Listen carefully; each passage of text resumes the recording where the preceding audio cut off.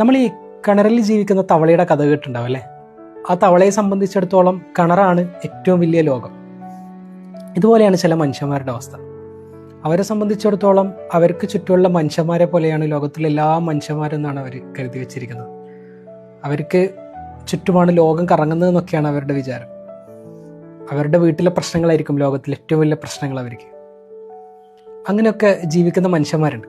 വെറുതെയൊക്കെ മറ്റുള്ളവരെ കുറ്റം പറഞ്ഞ് ചെറിയ ചെറിയ കാര്യങ്ങൾക്കൊക്കെ തമ്മിൽ തല്ലിയൊക്കെ ജീവിക്കുന്ന മനുഷ്യന്മാർ.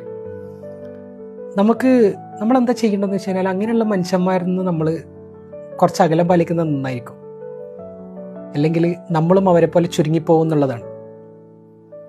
അപ്പം കുറേ കൂടി വലിയ പേഴ്സ്പെക്റ്റീവിൽ കാര്യങ്ങളെ കാണുന്ന, കുറേ കൂടി വിശാലമായി ചിന്തിക്കുന്ന ആൾക്കാരിലോ ചുറ്റുപാടുകളിലോ നമ്മൾ ജീവിക്കുകയാണെങ്കിൽ നമ്മളുടെ ചുറ്റുപാടും നമ്മളെ കാഴ്ചപ്പാടുകളും നമ്മൾ കാണുന്ന കാഴ്ചകളും കുറേ കൂടി വലുതാവും എന്നുള്ളതാണ്.